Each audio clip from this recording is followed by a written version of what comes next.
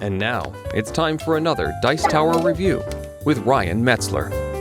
Hey everyone, it's Ryan Metzler here, and today we're going to take a look at a small game, very small. We're going to take a look at Love Letter, which is a new game from AEG. I believe it's in their Tempest line, although it may not be, but it has a very similar theme.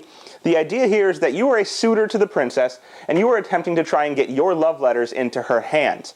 Now, you're going to do this using a deck of only 16 cards. You're going to have a card, you're going to draw a card, and then play one of those too. But paying attention to what everybody else plays, and paying attention to what you have and how that can best play out with everybody else is going to be important.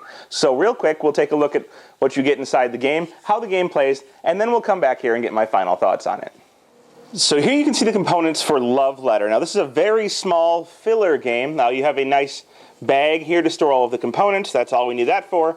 And then we have a deck of 16 cards, and we have these little red cubes. Now, in this deck of 16 cards, there are going to be various different cards. You can see here, we have a list of all of them.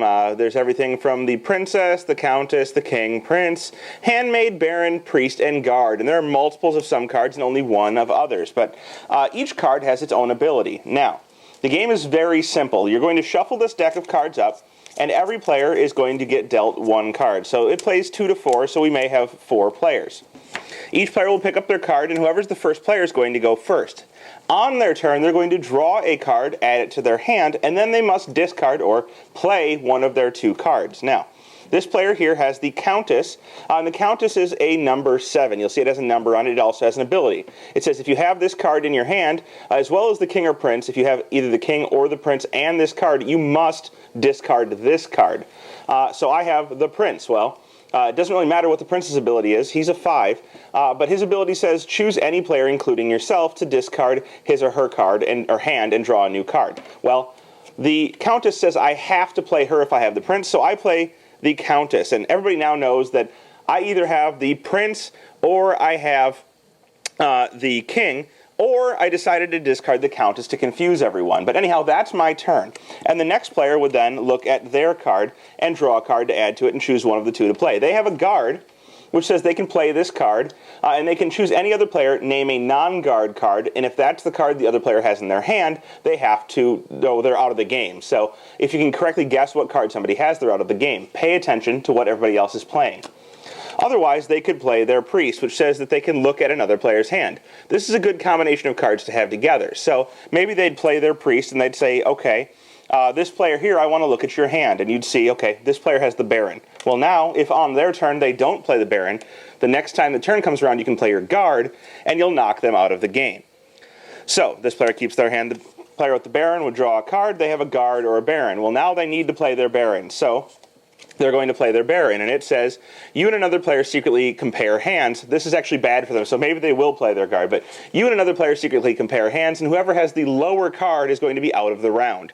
So, if you play your baron, you have to compare your guard with someone else, which means you have a low card, but if you play your guard, this player knows that you have a baron, and you're going to be out the next round anyway. So you have a tough choice to make there, but you play one of your 2 cards, likely the baron. It's going to knock you out. I guess if you play the guard, you can maybe knock someone else first, so you can try and knock this player out by guessing what they have. But anyhow, this player is in trouble. And you're going to continue on in this manner, going around, until one of 2 things happens. Either everybody has 1 card left in their hand, and whoever has the highest card left at the end of the round is going to be the winner. Or there's only 1 player left in this round, meaning everyone else has been knocked out by somebody else's card or an effect that forces them out of the game. So it's going to be trying to keep the highest card, which is the princess, and if you discard her at any point, you automatically get knocked out. You want to keep the highest card you can, and whoever has the highest card at the end of the round will win and get one of these red cubes. You'll play as many rounds as you like, gathering red cubes, and at the end of it, whoever has the most red cubes, from best getting their letters to the princess and showing their love for her, will be the winner.